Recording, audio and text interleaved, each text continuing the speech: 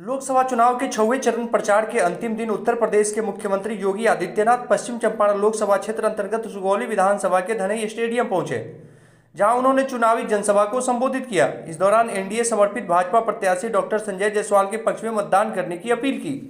चुनावी जनसभा को संबोधित करते हुए योगी आदित्यनाथ ने कहा कि सभी जगह एक ही नारा है, फिर से एक बार मोदी सरकार। कहा कि जो राम को लाए हैं हम उनको लाएंगे। उन्होंने फिर एक बार मोदी सरकार, अब की बार 400 पार का नारा देते हुए उपस्थित लोगों का हौसला बढ़ाया, जिसके बाद उत्साहित लोगों से माहौल गूंज गया। इस दौरान कांग्रेस और राजद पर जमकर निशाना साधा। कहा कि कांग्रेस और राजद को चक्कर आता है, ये चारों खाने चित हो गए हैं। इस मौके पर राज्यसभा सांसद सतीश चंद्र दुबे, पूर्व उप मुख्यमंत्री रेणु देवी, पूर्व मंत्री रामचंद्र सैनी, जीवेश मिश्रा, वीरेंद्र कुशवाहा, श्याम बिहारी प्रसाद, बबलू गुप्ता, रामगोपाल खंडेलवाल, विकास शर्मा, विजय जायसवाल, सुकन शाह, चुनचुन सिंह, अंकुर चौधरी, अशोक सोनी, सोनेलाल सहनी, सुनील सहनी, नईम खान सहित अन्य मौजूद रहे। सुनिए योगी आदित्यनाथ को। महर्षि वाल्मीकि की साधना स्थली यहाँ पर है और बहनों और भाइयों, महर्षि वाल्मीकि के नाम पर इंटरनेशनल एयरपोर्ट का निर्माण अयोध्या धाम में हुआ है। निषाद राज भगवान राम के मित्र थे। वहां जितने भी यात्री विश्रामालय हैं सब निषाद राज के नाम पर हैं। श्रद्धालुओं के लिए फ्री भोजन की व्यवस्था अयोध्या में ये माता सबरी भोजनालय से प्राप्त होता है। बहनों और भाइयों, आज आप अयोध्या में देना चाहिए और इसीलिए मैं आज आपके पास आया हूं कि बहनों और भाइयों, भारतीय जनता पार्टी और एनडीए देश का सम्मान बढ़ा रही है, देश की सुरक्षा के लिए कार्य कर रही है, देश के अंदर समृद्धि के लिए, विकास के लिए, विरासत के लिए, गरीब कल्याण के लिए कार्य कर रही है। तो दूसरी ओर ये कांग्रेस और आरजेडी का गठबंधन, ये गठबंधन, ये इसका उद्देश्य क्या है?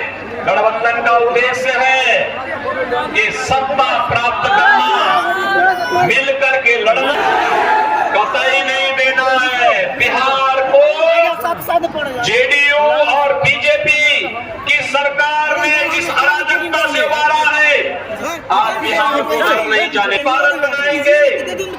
लेकिन कांग्रेस और इनके सहयोगी क्या कहते हैं? बिहार में लालू जी कहते हैं किसी मुसलमानों को देंगे क्या, आप इसको स्वीकार करेंगे क्या?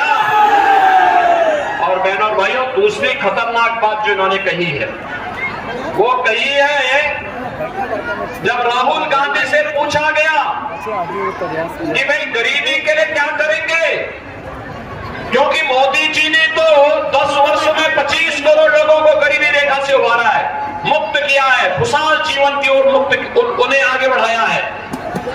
तो राहुल जी कहते हैं एक झटके में गरीबी हटा देंगे। कहा कैसे? उन्होंने कहा मैं हर एक परिवार की संपत्ति का सर्वे कराऊंगा और सर्वे करा करके उसमें विरासत टैक्स लगाऊंगा।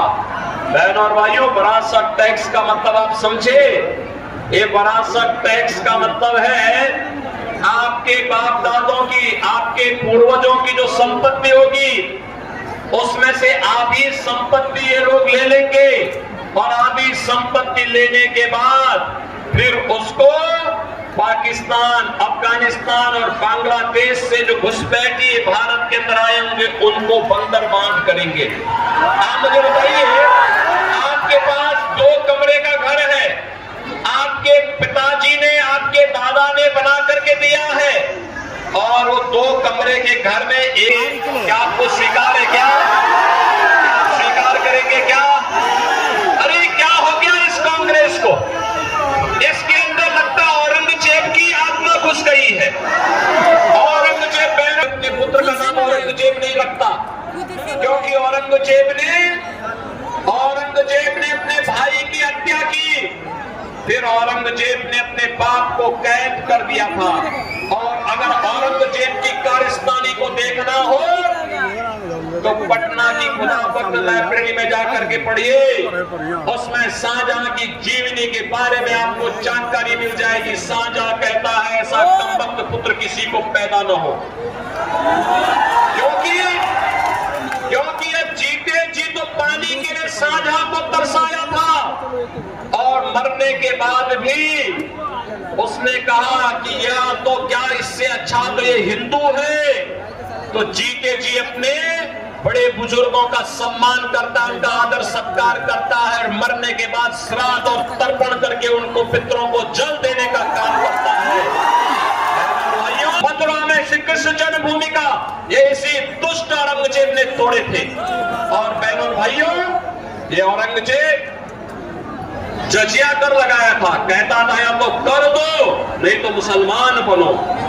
उस समय का ये जजिया कर, ये विरासत टैक्स कांग्रेस का ये जजिया कर है। हमें जजिया कर वाली सरकार नहीं चाहिए, जजिया कर वाली पार्टी नहीं चाहिए। और इसीलिए मैं आया हूं आपसे कहने के लिए कि आत्मनिर्भर और विकसित भारत के लिए देश की आवाज के साथ हमें भी एकजुट होकर के चुनाव जिता करके बेचना है। डॉक्टर संजय जायसवाल उच्च शिक्षित चिकित्सक हैं, इनके पिताजी भी डॉक्टर मदन प्रसाद जायसवाल जी भी, मैं भी उनके साथ सांसद था। डॉक्टर संजय जायसवाल भी मेरे साथ सांसद थे, और साथ साथ विकास की चर्चा करते थे, बिहार के बारे में चर्चा करते थे, यहाँ के गरीबों के बारे में चर्चा करते थे, यहाँ के उत्थान के बारे में चर्चा करते थे। और इसीलिए मैं आज आपके पास आया हूँ संजय जायसवाल के लिए विशेष रूप से आया हूं। उत्तर प्रदेश में भी 14 सीटों पर चुनाव होने हैं, लेकिन मैंने कहा जाऊंगा संजय जायसवाल के लिए जरूर। और बहनों भाइयों, इसीलिए आपके पास आया हूं। डॉक्टर संजय जायसवाल को चुनाव जिता के भेजेंगे? अरे दोनों हाथ उठा के, जहां तक मेरी आवाज जा रही है, जहां तक आवाज जा रही है, दोनों हाथ उठा कर मुझे उठाओ। बहनों भाइयों, मैं इसलिए बोल रहा हूं, देखो मैं धन्यवाद दूंगा कि मेरे आने के पहले आपने यूपी से बुलडोजर मंगा दिया। और ये माफिया और आतंकवादियों का सबसे अच्छा उपचार है। मोदी जी तीसरी बार प्रधानमंत्री बनेंगे, इसके लिए संजय जायसवाल को जिताना होगा। जिताएंगे, और एक दिन का समय है, एक दिन देश के लिए देंगे। इसके लिए आपको एक काम करना होगा। जितने लोग यहाँ पर आए हैं, आपसे मेरी अपील होगी, कल एक दिन 15 घरों में जाकर के जितने सदस्य होंगे, वयस्क मतदाता होंगे, उनसे कमल चुनाव चिन्ह पर वोट देने की अपील करके, और परसों उन्हें मतदान केंद्र